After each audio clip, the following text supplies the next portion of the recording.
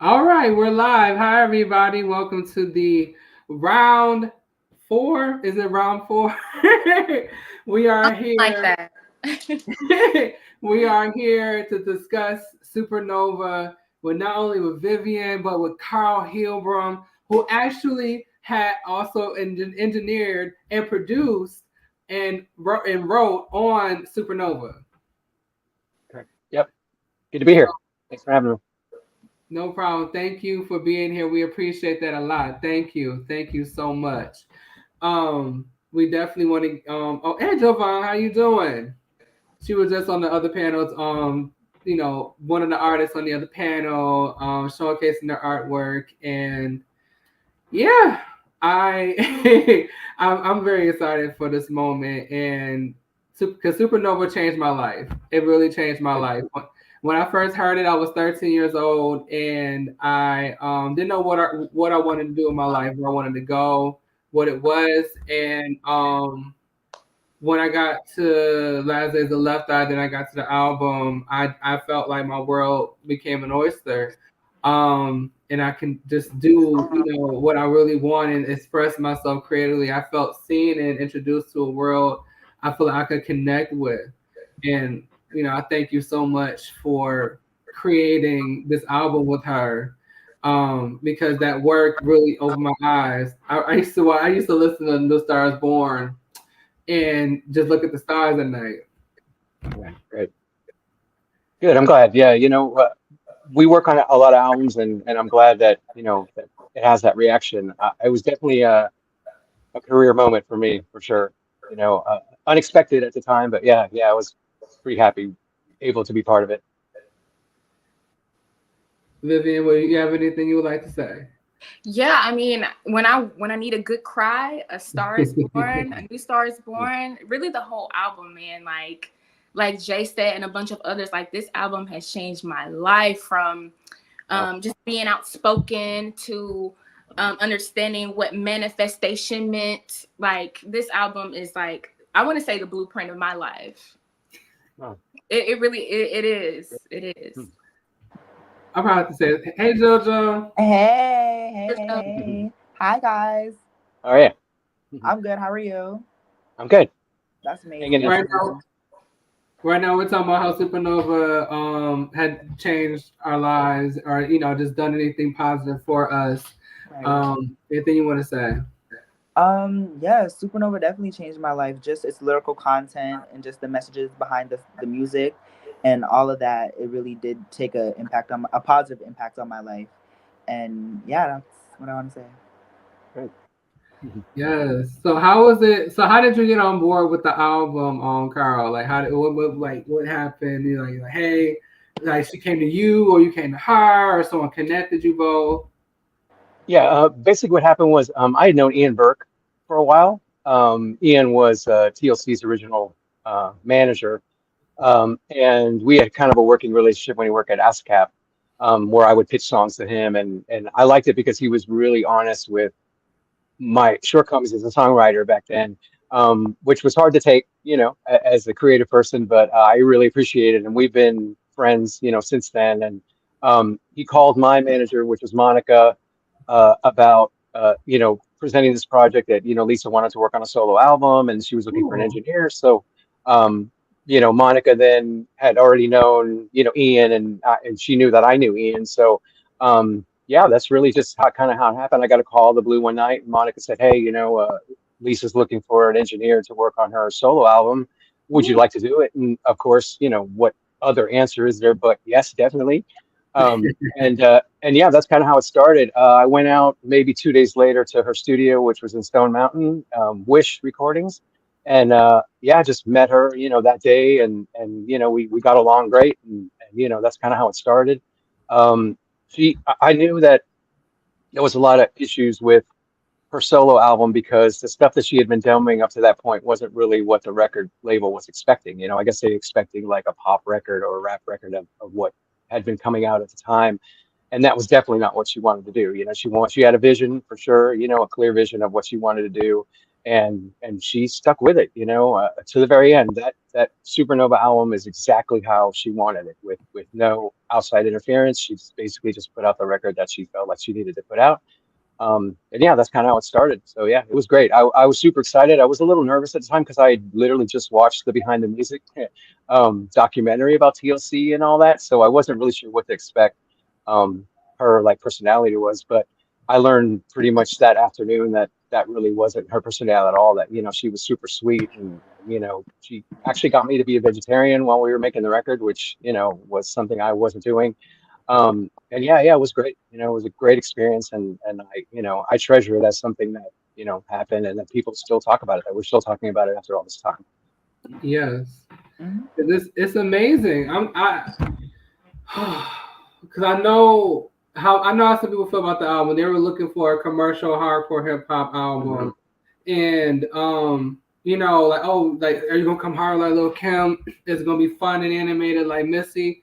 You know what I'm Yeah. saying? Like these comparisons, but it's just no. It's like I feel like if everybody knew who she was at that time, they would know what to expect. But I don't think they 100% knew her. So that's how they, we gotten to that reaction. They thought, oh, she's this crazy woman that just burned a house down, and Right. she's fighting with her group members. She's spicy. She's hot. You know what I'm saying? Yeah. She's gonna be all of that. And I'm like, she's giving you that. It's just you're not, you don't see it because you're thinking Little Kim, you're thinking Foxy, you're not thinking about Left Eye. This is Right. Left Eye. Yeah, that's definitely what happened. They were had a vision of something else, and I mean, the record still stands up. I listened to it yesterday, the first time I've listened to it all the way through for a while, and yeah, it's just a great testament to what her mind was at the time and what she was feeling, and she wasn't holding anything back, and yeah, that's the record, you know. Yes. Definitely. Yes, because I remember when I was listening to the album again. Actually, past couple of days, I just been jamming the songs. I just been jamming. Like the block party came in, I was in the pocket. I was just jamming. I was listening to Let Me Live. I was jamming. Like, but let me tell you something about Untouchable, because from my understanding, you worked on that record, right? I did, yeah. Okay, so I don't know if y'all understood what she was saying in that song, but growing up, I didn't understand what she was talking about. I Hmm. didn't get it until one day I was on the train and I was with my homegirls and they've been practicing E5 and stuff like that. And I'm like, okay. And I didn't notice until one day this guy was on the train with us and he was just staring at us all googly eyed with a face mask on. It looked real creepy. And one of my other homegirls, she was trying to teach us about how, certain people on the streets, sometimes it's not just mental health, it's a spiritual thing that's going on. And I'm like, okay, but after seeing that and hearing that, when I listened to Untouchable again, I was like, oh, so that's what you mean by I see the invisible spirits walking along the physical mind of a crazy individual where demons find it livable. I'm like, what? Yeah. y'all, Yeah, y'all experienced to me anything that like that? yeah, to me that's really great art. Like if you can come across with a message that maybe you won't necessarily grab at the time, but as you listen to it, you kind of will be able to put it in, context of what your life is. That's really to me what makes great art. You Yes. can pull it into yourself and be part of the experience of what the songs are and what the message is, and it'll happen when you least expect it. You might not really understand some songs, and because a lot of the songs on the record were misunderstood, and people were just like, what is going on with this? But yeah, they've grown to understand, like, oh, now we get it, now we understand what she was trying to say and trying to put forward. Yes. Like, have y'all experienced anything like that? Like JoJo, Vivian, Carl, or y'all experienced like that type of stuff? Definitely, yeah. Yeah. Yeah, all the time, especially here in Georgia. Like, I don't know what it is about the South, but you will see some very interesting things. And I can say with Yeah. Supernova, I've been listening to that album since I was young. And every time I listen to it, I learn something or I take something from the album. Like, wow, I never thought about it that way. Or like, oh, what if she meant it this way? So it's I'm always dissecting this album, and every single time I find something new, and that's why I love this. I love this album. Yeah. Yeah. Um. Now, when it came to making that record with her, like did you see her when she was like writing these lyrics down? Like, what was going on in your mind as this session was going? Yeah, usually what happens, we'll get a producer to send us a beat, on, well, I think it was on DAT tapes back then. So, you know, she went through and we'll listen to, the multitude of tracks that were sent. And she'd basically just pick out the ones that she liked or moved me. That was another issue too in the beginning, was that everybody was sending her tracks that they thought that she wanted, still on that mindset of, like you said, like a Little Kim record. And so a lot of it was not accepted by her. She was just like, this is not what I want, which is one of the ways that Stars Born came about, because she just asked me one night, she was in New York doing something. I don't remember exactly what it was, but she asked me, look, I heard you in the studio, doing some stuff, because it was a lot of time when she was out of town, I'd be in the studio just working on other stuff, just to stay occupied. And she heard something on the phone once. We had a phone conversation. And she's like, "What's that? What are you playing?" And I go, "Oh, it's just something I was just fiddling around with at 2 in the morning. I was bored." And she goes, "Just send me that and send me some other stuff." And so I did, not thinking really anything would happen of it, because the track to Star is Born is kind of weird. Like, it was definitely not anything that I was thinking of, that she would like necessarily. And then so I sent it to her, and then I think the very next night, again at like 2 in the morning, I got a phone call, and I was completely asleep.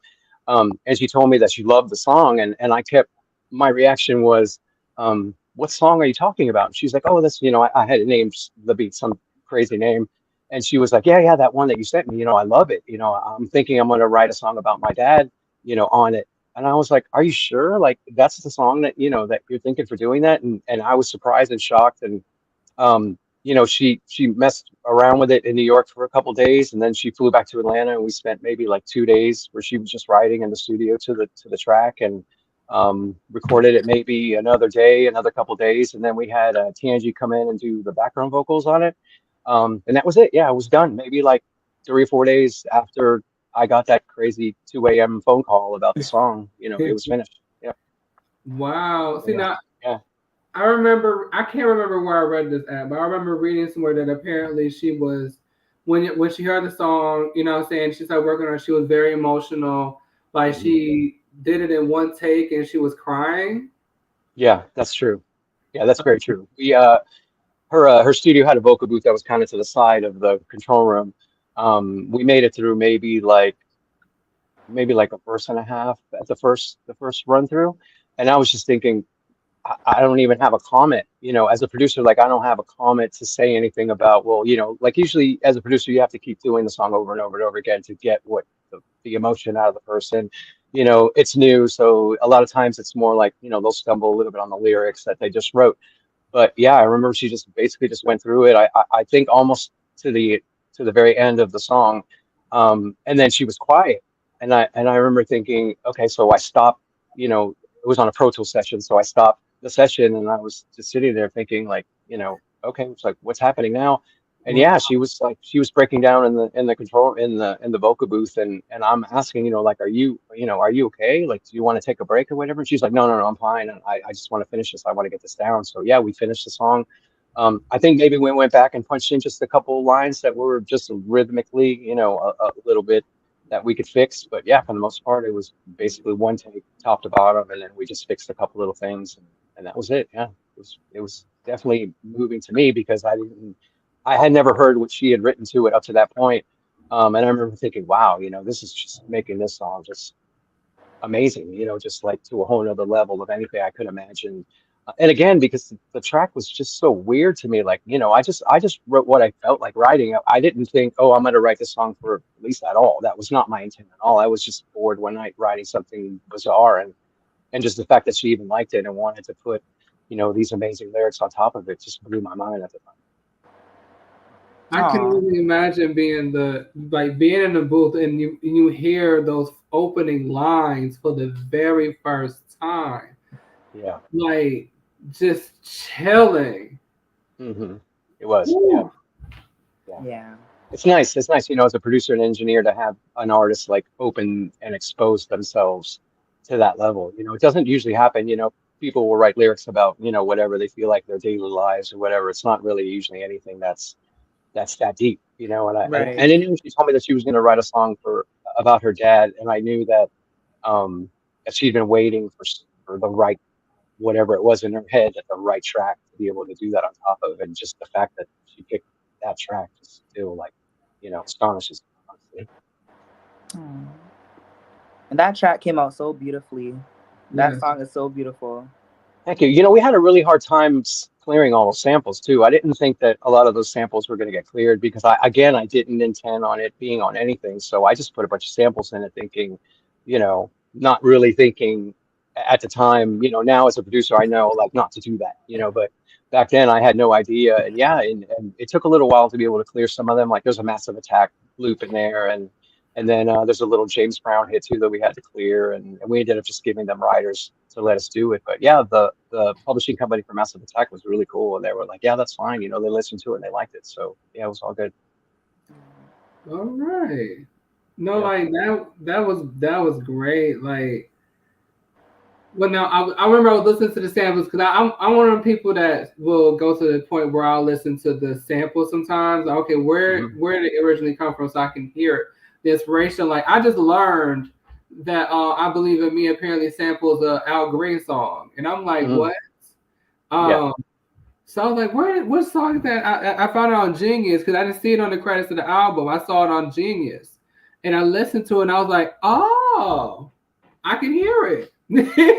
I can hear Yeah, it. a lot of times they'll just credit the writers, which is really all you have to do. Sometime later on, when records got more, with Oh, samples in them, they'll write down, where the sample came from. And I made sure that on Stars Born that Massive Attack got a credit because I felt like they could have just said no, right. which was happening a lot of times. Then, people were super conscious about where their samples were being used and how they're being used, and they weren't particular fans about stuff that we were doing at the time. So another thing that didn't clear, the original version of the song had a clip that I stole from 2001, A Space Odyssey, where the guy Hmm. says, "Oh, it's full of stars," and the only version that I think is out, it's on I posted it on YouTube a really long time ago thinking it was going to get torn down, but yeah, that didn't clear, so they made me take it off, which was sad for me. But um yeah, besides that, yeah, every other sample got cleared, even the James Brown one, which I was surprised and glad they just let it go. Aw. Beautiful. Um. Now, what were y'all all of you like? What are your thoughts on her the intro to A New Star Is Born? Like her belief, like her with like when she said, we know when someone passes away, either a star is born, energy so pure that it creates new worlds. I I never thought of anything like that when I first heard it. I was always hearing about heaven or hell, Hmm. purgatory. I never heard of another perspective outside of that. Hmm. That opened my eyes and my mind. I was like, wow. Yeah, Yeah, I it remember was the deep. first. Go ahead, Jojo. Go ahead. No, it's okay. You can go. It's okay. You I can was go. gonna say I remember the first time hearing that song and I just got chills because, like you said, Jay, like I've never heard anyone's perspective on anything outside of heaven or hell, and I just remember it taking me a while to really get what she was saying because my mind was just so stuck on that. So chills, man. Yeah. Mhm. Yeah, I remember when I first heard it because, growing up, it's always been like, oh, heaven or hell. When you die, you go to heaven or hell. But then now, like when I listened to it, I was like, huh. I was like, wait a minute, she's onto something, and like it was really deep, and it was like, wow, like I was speechless. Yeah. Yeah. Yeah, that was something that we did after we did the verses. It was something that she just came back and I got this Oh, this this thing I want to say in the beginning, and let's just record it. And I spent a lot of time in the studio where she was just because the studio was in the basement of her house in Stone Mountain, so she would just do her thing and have her life, and I'd be down, working on something, mixing on something, or tracking something, and then I remember, yeah, she just came down and was like, I got the beginning of the song. I'm gonna go and do it right now. So I made sure that everything was ready to be able to record in an instant, because that's how you capture, magic like that. If you have to wait, you have to set stuff up, then you might lose the vibe, and that's bad. So yeah, she just came down and did it, and I was like, this is it. Like, this song is ready. This is it. Let's not. And then, as an artist, she went through a couple things where she was like, she wasn't really sure, and oh, okay, yeah, I think it's good. You think, how do you feel? You think it's like, is it as good as it could be? And we're all like, yes, yes, just trust your instinct, your gut, and it is exactly how it was when we recorded. Yeah.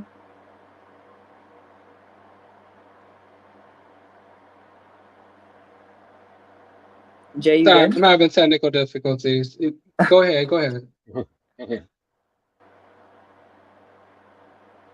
Oh, were you done talking, Carl? I was, yeah, yeah. Oh, Sorry, yeah, we paused for a second.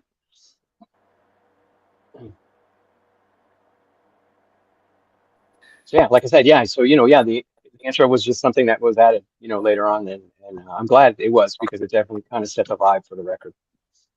yeah, definitely. It was really captivating. Really. Do you have any memorable moments with Lisa in the studio, or like a favorite session? Um, I do. We did a lot of songs. We recorded a ton of songs. I'd say we probably recorded close to 60 songs, I think.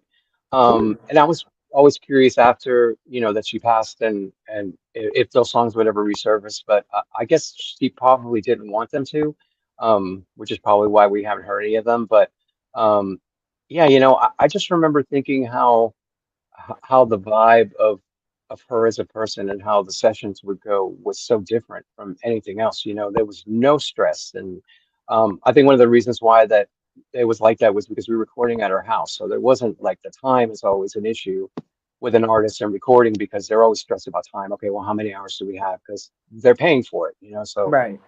that always happens. But yeah, I just remember it being just like completely chill, and not really any stress, and she was just making music to make music. In the beginning of recording the record, I don't even think she was concentrating on even having it come out. Like, I just think it was something that she had to do. Just, I have to put these ideas down. I have to record these songs, and if they come out and somebody hears them, great. And if they don't, I made it for myself, and I'll listen to it and it'll be fine. So that's really a great way to start a record, where that stress of the, oh wow, people are going to accept it, or is it going to be commercially viable, is it going to sell, was completely gone, on that Right. record. So she made whatever she felt like making, and with no stress or attachments really at the time. Right. Right. Right. Amazing. Yeah. Were there any songs that you liked that you guys did I but don't know if you never can made hear the me. album? Oh, pardon? Go, go, Yeah, we go, can hear go. you. We can Okay. hear Yeah. you. Oh, you can hear me? Yeah. Okay, Yeah. good, good, Yeah. good. Okay, so because I can't hear for some reason, I don't know what's going on. But okay, so when it comes down to any other song in the album, what other song did you like? Did you do? Like, can you tell us any other song like that didn't make the That's album? what I was about to say. Yeah. She ended up, she was talking about putting out the Nina record on Def Jam, which was on Death Row, which is an interesting story. And I met Suge Knight actually at Lisa's studio for the first time, and yeah, a lot of those records that didn't end up being on Supernova were going to go on that Nina record, which never came out. Like I said, we recorded, yeah, probably close to 60 songs, um, and a lot of them I thought were great. Like I said, she was definitely in charge of the record. She picked the songs that she felt like, were the best 12 or how many are on the album. And yeah, she put it out, and the fact that the label didn't release it in the States was a whole nother um, issue that was sad and not, great for the project. But again, she held her ground. She definitely didn't let them influence what she wanted. They were trying to get a bunch of other producers to come on the record, that the label's trying to push at the time, and she just wasn't interested in doing that. She wanted to make exactly the record that she made, and that's what Supernova is, exactly what she wanted. That's amazing. Wow. So, JoJo, Yeah. did you have any questions? No, I was just gonna ask the same question that you asked. You know what song I really like? I If you can't want hear. Just so me you to know, I pick can't hear. oh, Oh. one of the songs I really like, Block Party, when I first heard it. Like it was so different from anything I had ever heard at the time, and I felt like it was such an Oh. upbeat record. One of the songs So, that I really like, Block Party, when I first heard it. like Oh. it was so different from anything I had ever heard at the It's time, echoing. and I felt like it was Is it okay? Is it good now? yeah. Yeah, it sounds It was better. so different from Oh. any. Oh shoot. Are we okay? Can we hear each other? Yeah, I think the echoing stopped now. Yeah, I think so. Okay. Jay just told us to go ahead. Okay. What is?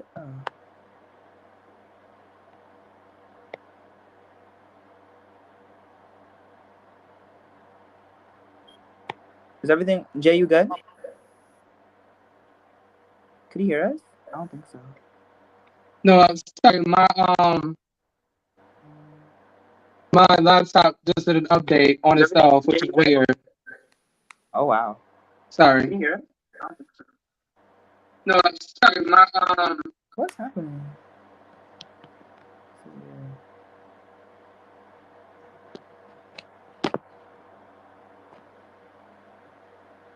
Did he freeze? Lose it. What the? No, I think he's having technical difficulties again. Okay, but anywho,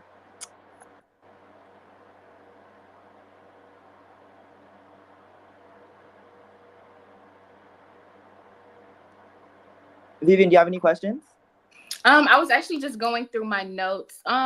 Were there any other songs? I know Untouchable. Do you have any stories about finding the sample for that? What Lisa's mind was when it came to making that song? Honestly, I don't remember who produced that track. I didn't actually produce it. I just engineered it. Okay. But I remember that was on the second batch of songs that were sent to her for consideration. And yeah, we listened to hundreds and hundreds of songs.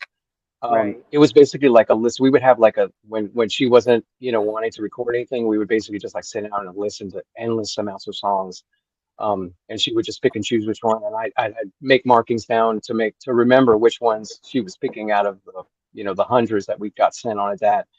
And they would always have crazy like titles, because the producer that wrote the beat didn't think anything of it, didn't know what it was going to end up being, so they would name it, like Beach Trip 27 or whatever, just whatever they could think of to name it something, and that way I would keep track of what songs, that she liked out of the hundred, maybe six or seven that would, we'd inevitably end up recording. And I'm pretty sure that was one of the songs that came in the second batch or something. That's cool. What was like one of your personal favorite songs that you guys created together? Honestly, it just Stars Born, just because it was just completely unexpected, and I didn't even know that's what it was going to end up sounding like at the time. Um, I we didn't spend very much time recording it, but I spent a lot of time mixing it for whatever reason. I think because I was kind of scared a little bit at the time. I wanted it to make sure that it sounded I how I and her had envisioned it needed to sound. Like you record a lot of songs, and maybe not spend so much time mixing them because you just think, okay, well, we kind of know what the song is to sound like, but I didn't really know what it needed to be off the demo. The demo sounded a certain way, and we ended up recording it mixing it at Southern Tracks in Atlanta. I think I Right. spent like 2 or 3 days on it, which was a lot at the time. And mostly because it was me. She what came by the first day and listened to it, and she said, "Yeah, that's great. It's perfect. That's exactly, that's exactly how I envisioned it sounding."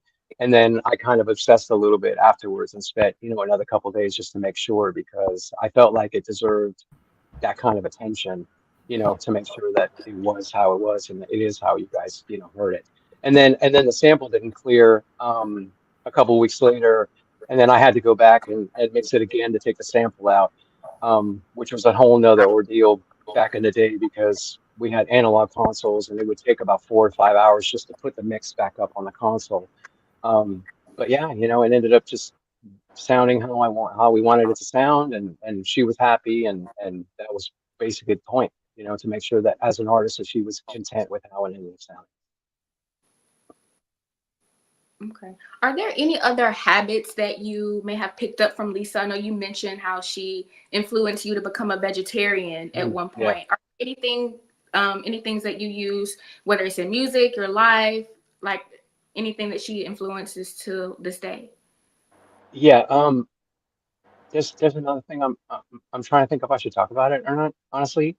Um, I, I guess we all kind of knew that she was a little bit of a smoker back then. I guess we can talk about it.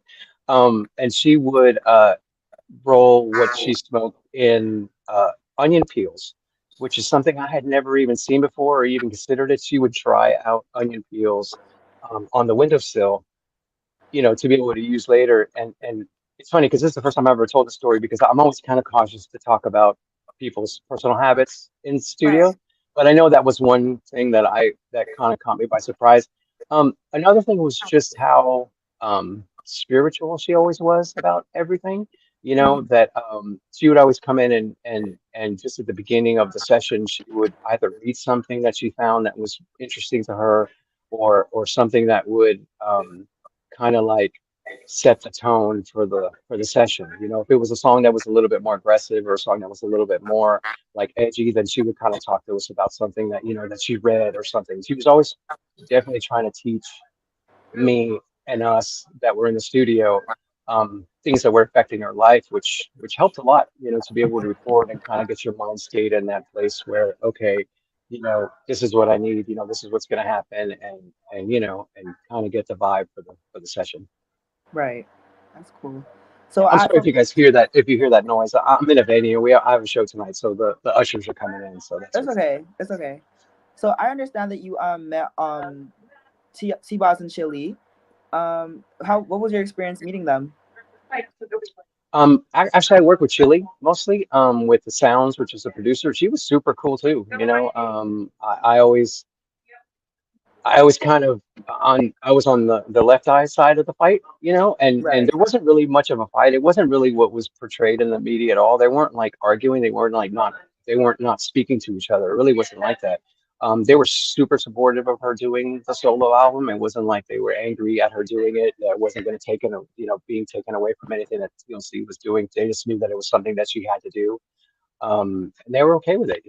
I know in the media sometimes it was portrayed that they were fighting and that that they weren't interested in her doing that. That's not true at all. That's not really reality at all. That's just media Right. Right. making up Right. something that's fights. It's, I guess sells more copies of whatever they're selling. That's amazing. Have you ever like what was like the first song you heard by Lisa before You Know What's Up and Never Be the Same Again? For the solo record. No, like what other songs have you heard like before you started working with her that you really I mean, liked? I had Waterfalls. I think it was probably the first song that had, and it was funny because Waterfalls, the radio version, didn't have her rap on it, so it was a Yeah. really long time before I even knew that existed. I think somebody played it to me in the studio. It might have been Ian or somebody who was like, "Oh, this is the version you need to listen to," and I listened to it and I was like, "I can't believe they cut that out." Like, record labels make me mad sometimes because they're Right. so commercially driven that they end up messing up art to sell art, which is not really a great thing to have happen. But yeah, I mean, her Rapid Waterfalls is just ridiculous to me. Like that's one of the best, work of rap that I've heard. Up to that point, I was just blown away, and I'm glad now. At least now the radio stations are kind of playing it a little bit more, and I think it ended up being in a movie too. So I'm glad people are able to actually experience that. You know. Yep. And then she Yeah. did a Darnell Jones song too as well. I was a huge fan of that. Yeah. Cool. Cool. Cool. Have you ever worked with Tupac before? I have, yeah, yeah, twice. I worked with him when he was alive on. We did a Above the Rim soundtrack. That's on Pain. Yep, Oh I wow. recorded that, and then yeah, we ended up doing the songs with Lisa on her album. Hmm. Oh, that's so cool. Hey. Amazing. Mhm. Yeah. I am a huge Tupac nerd, so I would love to know more about the the pain. And also Lisa selecting Tupac's verse for Untouchables in the song selection. You had mentioned on Instagram Yeah, yesterday that you had gone through a whole bunch of assortment of unreleased Tupac songs with her and Afeni. And do yeah. you remember what songs do you recall hearing, or if any of them that you heard then or have now been released? Or is there a Um, memorable song that maybe that Lisa liked, and that maybe it was like a toss up between Untouchables and that? yeah, she gave us a bunch of dats with acapellas of Mm, Pac's verses, like just his verses, no music behind it. And I remember thinking, I can't believe that I'm able. In the first place, I was a huge Pac fan too, so I couldn't believe that I was actually sitting in the room with not only his mom, like next to me, but yeah. also that I got to hear all these acapellas that I was Mhm. just astounded. I mean, his body of work is he can make records for 100 years, and we would still really not probably get to the bottom of him finishing. I mean, he at some point I think he was recording 5 or 6 songs a day, so Yes. it's endless. We could have Tupac records forever. Mhm. And I remember meeting her. She was super nice, and she kind of reminded me of like my grandmother vibe, at the time. And it was great. Yeah, they had a really long conversation about what she wanted to do, and she was super open to you really whatever songs you want to pick. Here are the songs. Listen to as many as you want to, and just pick what you feel like is Mhm. it will work for what you're envisioning this project being. Yeah. Is there did Lisa ever like share any Tupac stories with you while you were Um, creating that song? yeah, yeah, she did. Yeah, I can't really share too many of them because they definitely had Mhm. some situations. So yeah, Yeah. yeah, they did, and it was nice because I had never heard any of those stories before, and Mhm. it was just again it's like I've worked with a lot of artists in the studio where they were like rock stars to me, and Pac was definitely one where I was just like, wow, I just it just pinched me. I can't believe that we're really Mm, sitting in here listening to all these songs and that we're yeah. Right. able to. She's able just to pick whichever ones she wants. I still don't really know how she did it because they were all great. Right. Every last one that I heard, I was like, wow, this is just. I was like, that was great. But then we play the next one, and we're like, okay, no, this one, yeah, it was endless. The the talent that he had to be able to make so many songs and write so many songs that were great. I mean, there's Yeah. a ton of songs. Like I was telling them earlier that Lisa, we probably recorded like 60 songs or so. Wow. So there's a whole lot of unreleased material, yeah, that is floating around, and maybe one day we'll be able to hear them, and it'd be nice. I'd like to hear some of the songs again. Hmm. Do you remember any of the titles of the unreleased work that you guys did? No, I don't. Mm. I just a lot of them were untitled because they weren't finished. Like she'll do the verses and then we'll have the chorus and stuff. But the titles came later, especially with Lisa because she wouldn't really name the songs the exact title of what it was in the song. Like Hmm. she would really think about um what the titles needed to be that sometimes necessarily might not be like a lyric in the song. Hmm. Right. Exactly. Yeah. Well, I think it's super interesting with Untouchables how she chose the most like warped Tupac verse, because it's like it's the most damaged, but she was able to turn that that warped dap tape into perfection and make it work for the song, and it feeds Right. to kind of this eerie nature, but there's this I like to call it kind of it's a bit of a dark track, but there is this feeling of immortality within it, and especially Mhm. with the both of them being on that track, and Right. especially seeing how their fate was further in life. And I was wondering like what Lisa's mindset was, if you can kind of share how like either while she was recording her verse, or even just was she involved in the mixing process more so, like how what was kind of like I kind of want to know what her roles were during her interactions with Untouchables. Yeah, a lot of times with songs, she would be involved in the writing, of course, and then the recording of her verse and stuff. Hmm. For the most part, I don't think she was a fan to sit in the studio and listen to the same song for 2 days, which is how the mix process works. Right. Understandably so, because I've been on the other end where I've had somebody mixed my songs, and I can't sit in there either because you start second guessing yourself. Oh, Mhm. is this good? Is this part okay? Did I do this verse as good as I could do it? And then you don't really want that. So I think she came in on the very last day when we were mixing a couple songs just to listen at the end, just to make sure that all the parts that you remember recording were in the song, kind of like to just quality check it. Mhm. But for the most part, yeah, she was okay with what we did, and Stars Born's the same. Like I remember her coming in at the very end, and she just wanted to listen to it, and she listened to it a couple times in the studio. She was like, "Yeah, that's great, that's perfect, thank you," and that was it. She left. That's That's so cool. I just yeah. had a question. How did you find out about her passing, and like, how did you feel when you got the news? Oh, I got a call at 2 a.m. From Nandi, which was her Mhm. wardrobe girl, which I haven't spoken to since. I'd love to talk to her because she was the first person to call me. She was hysterical on the phone, and I was like, Nandi, what's wrong? Like, what's going on? She couldn't even like speak. And yeah, I was in Nashville, and it was like 2:30 in the morning or so. Um, and I just kept telling her that you're lying. Like, I'm like, that's not true. That's no way. And she was like, well, it happened in Honduras. I'm like, there's no way. That's impossible. That's not true. Like you're telling me. Right. Mhm. So yeah, it took a little while. We had maybe like a 15-second conversation. She barely got out what she needed to say about, what happened. And she goes, I got to call somebody else. And she hung up. And that was it. So I was just basically like sitting there in shock for the rest of the morning. And yeah, it was terrible. I just couldn't believe it. And then, the next day, of course, the news, got a hold of it. It Oh, was an endless barrage of everything. And then they started posting pictures of the accident, which just made it worse. And then, Mhm. and then later on, even more horrible was autopsy pictures and stuff. It was just awful. So, Mhm. I learned a lot about the media during that and how much I don't really like it a whole lot. Um, because they're just vultures, and they'll just print and show whatever they feel like showing. And I felt like Absolutely. it was so disrespectful to it was. say and do what they But did. Yeah, and they drugged up all their past and all the bad things that happened. And mhm. I felt like they were just doing it justice. But yeah, it was an awful day. I still, it's been so long now, and it's awful. It still tears me up a little to think about it. Mhm. Yeah. Well, I have a question about you working on A New Star is Born. One of my favorite hidden tracks, Breathe, kind of samples a little section of A New Star is Born. And I was wondering, how did you feel about kind of actually no, I'm sorry. I had a question.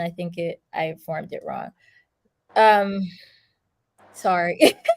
I was thinking it as I was formulating but anyway, I had a question about I don't know if it probably was already answered. Never mind. Jojo, did you have a question? I think I already the Oh question yeah. was answered. Sorry.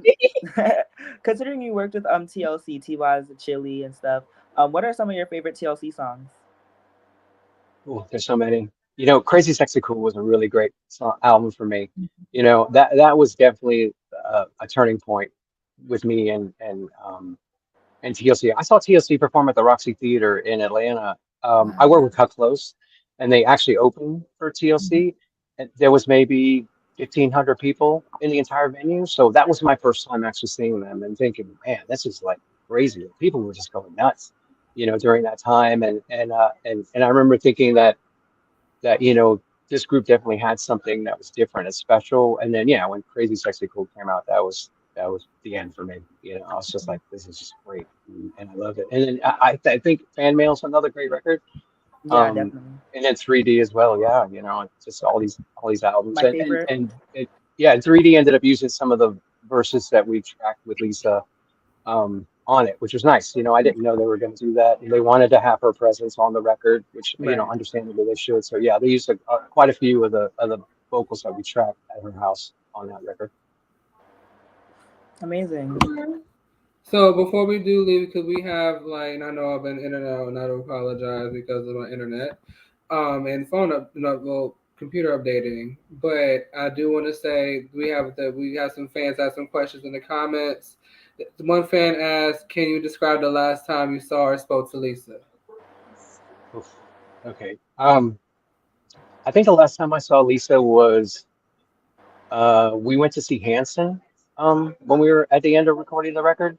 They were playing at the Tabernacle, and she went, and um, there's actually a picture of all of us together. I think Black was there as well, and another artist named Jason Bowen who was going to get signed to her label. And that's the last time I saw her.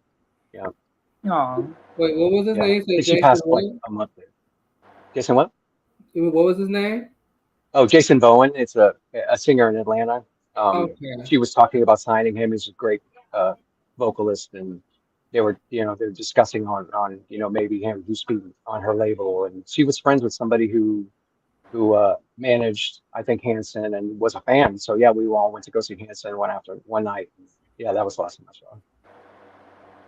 Cool, cool. The next question was, did you work on the song "Crush on You" with Egypt? What song? I'm sorry. You may have answered the question just now because there's a song that Lisa recorded before she passed called "Crush on You," which was with the group Egypt that she was mentoring and managing. Hmm. Um, they wanted to know if you worked on that record, but that was the last song she recorded before she passed. And Yeah, um, no, I didn't. I had moved to Nashville after, um, before that happened. I'd met the girls from Egypt, and they were definitely talented. Yeah, but I never worked with them. okay, you may have answered this question already. This one says, "Is there an unheard Left Eye track that we never heard that you really really like?" Yeah, there's quite a few actually. Like I said earlier, yeah, we recorded probably 60 songs. So Hmm. figure that Supernova had, I don't know how many tracks on Supernova, maybe 12 or 14. So yeah, there's a ton of songs. There was a whole nother album that was going to be released. It was her Nina alter ego, Uh-huh. that was going to be on Death Row. And so that whole album is finished somewhere sitting waiting to come out, I guess, at some point. But yeah. So there's definitely at least that album. The Nina album was done and finished. Maybe another 15 songs, and then we probably have another 25 or so that nobody's ever heard. Wait, so you finished the Nina sophomore album before she passed? Yes, yeah, we did. We did most of it. We did probably 5 or 6 songs on it before she passed. Oh, okay. Yeah, That's cool. yeah. I didn't know you worked on the album with her, and I didn't know that was that album was almost complete. I didn't know. Like no one really Mhm. gave a status update on where she was with that album, and you you blessed us with it. Thank you. Yeah. Some of the songs that we worked on Supernova that didn't make it on Supernova, we're gonna end up just got kind of pushed over to that project. And yeah, we recorded quite a bit of it. If I remember correctly. Yeah, I'm pretty sure. Yeah, we did quite a bit of it. I wonder if "Let Pimpin'" was going to be recorded as a Nina song. That makes me wonder now. Yeah. Huh. I know. Could you give us titles to the songs that you like that didn't come out, or you can't give that No, information? I don't remember. Yeah, sorry. I wish I Okay. could. I wish I had some of the copies of the songs. I used to have them all in DAT tapes, but DAT tapes, it's old technology, and most of the DAT tapes I have don't even work anymore. So yeah. Sadly, I don't have any of those songs. Okay, let me see if anyone else has dropped any questions. Feel free to ask some questions before we gotta go. Carl, you're on tour right now with I think I know, but I want to make sure I got it right. Can you say who I'm you're on on. tour? Yeah, I'm on the Happy Together tour with the Turtles and a bunch of legacy acts. So yeah, we've done. This is our 38th show. We have 58 to go. So yeah, it's been 2 months and a half so far. Yeah. Is there anything that Lisa taught you musically that we didn't that we wouldn't have known and you would have like wow or I didn't think about that till later or anything? Yeah, she taught me a lot about humility and a lot about trusting your gut, trusting what you feel is art to you. If you're happy with your art, then everybody else will be because it's honest. I learned that a lot about her um, where that was it. She was making this record for herself. She didn't really care if anybody liked it. She didn't really care if anybody wanted to buy it. It wasn't about selling records at all. It was basically I gotta do this record. I want to put my emotions out. If people Mhm. like it and listen to it, great. If they don't, that's fine. She made it for herself. So the fact that people Exactly. love it and that we're still talking about it this amount of time is a testament to how great that record was and why honest art is the best way to go. Yep. Angie Thomas asks, did she ever invite you to Honduras? Yes, she did a couple times, and my mind state at the time, I, I I honestly didn't want to go to Honduras because it was pretty primitive to stay there, and Mhm. maybe my thinking was a little bit bougie back then, but I didn't want to do that, honestly. The last time she asked me, I really regret not going because I would have liked to have met, Dr. Sebi and see what he was talking about, and um, because she really just, she just thought that was a great place to go and to clear her head. So whenever she got stressed, whenever she had life problems, she would go there and she would come back super relaxed and a lot happier. So, um, yeah, I regret not going. She definitely did invite all of us. I think Ian went at some point. I'm not sure if he ended up going or not, but yeah, we all pretty got invited a couple times, and yeah, I regret not Okay. Stephanie asked Carl, did you know how much Lisa loved you? going. Yeah, it's kind of a weird situation when you work with an artist because you don't really know what's going on with the working relationship, um, until you see them outside of the studio. So I felt like she knew that I would always be honest with her, regardless of what other things happen. And she used to make fun of me a little bit in the beginning because I was a little freaked out. I mean, it's Left Eye from TLC, so I think I came off in the beginning a little bit like weirded out because I've worked with rock star artists before, but you know she was one to me for sure, so she would always make fun of me like, why you acting so weird or why you being that way, and I just be like, look, I can't help it, you're just you're left eye. She's like, but I'm not, I'm just Lisa, just making a record, and you just need to just understand that it is what it is, and let's make something great. And that was pretty much the goal. Amazing. Okay. One more in the comment, and then I'll ask, if y'all have anything to say. Reese asks, have you ever eaten any Lisa's cooking? I have. Yes. Amazing. Yep. Always vegetarian, always a little bit spicier than stuff I could stand then, but yeah, it was great. She would cook a lot, and she had I can't remember, a girl that would cook for her as well who had dreads. I don't remember her name. Hmm. But yes, they were both amazing. Yeah, they would both sit in the kitchen and they would cook, and you could smell it down in the studio. And I would just look forward to it, whatever strange thing that she would present us, and it was always really great. Yeah, I do remember Favorite that for sure. dish? Um, she had something that she would make with mushrooms, it was like a portobello something. Hmm. I don't even remember what it was called, but it was pretty amazing. Yeah, I wish I could remember what it was and to be able to duplicate it because yeah, it was definitely something I remember. I mean, it's been a long time, and I still kind of remember, that was great. Yeah, but she was definitely a great cook.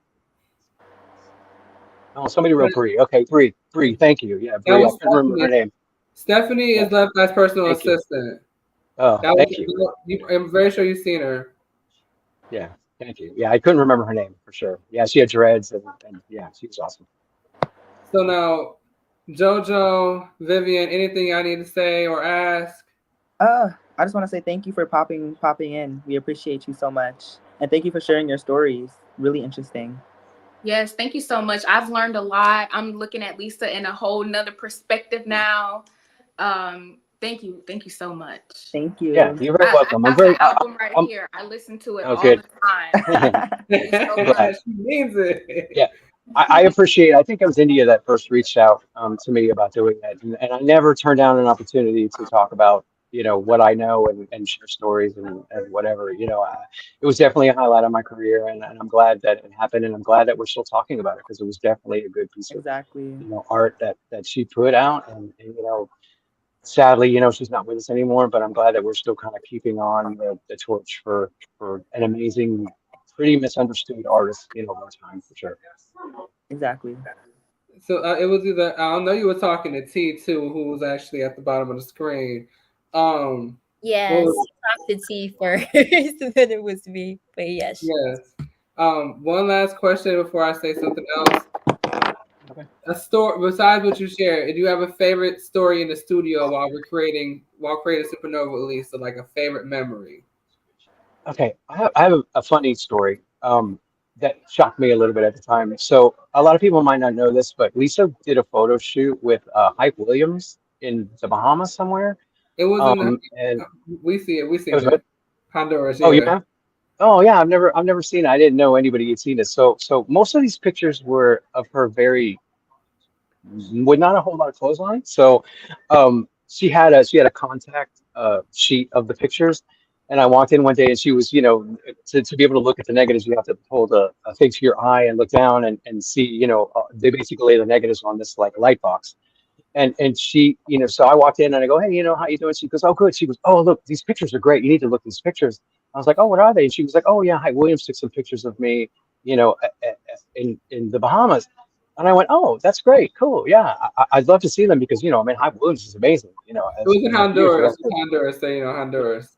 Oh, they were in Honduras, okay, Yeah. yeah, and I started looking at the pictures, and I'm like, like I was shocked because I mean, like I'm a pretty like just I don't know like it shocked me because like she wasn't wearing a whole lot of clothes in the picture. So just the fact that she was so like open and like, oh, so what do you think about these pictures? So I'm like, man, as art pictures they're amazing, but honestly like I'm like blushing, like I couldn't like uh as far as what I was looking at was expected. I wasn't expecting at all, and that's definitely something funny. She used to make fun of me a bunch of times after. She was, oh yeah, all you have to do is, to get Carl to blush is just show him some of those pictures, Hype Williams pictures, and I'm like, Lisa, shut up. I don't want to talk about those pictures anymore. Like, I was just so embarrassed. It's kind of funny now that I think about it, but yeah. Well, again, just like what JoJo and Vivian and everybody else said, thank you so much for spending your time out to do this with us and continue to share your love for Lisa. Is there anything you would like to ask? Anything you would like to say, share before we close this out?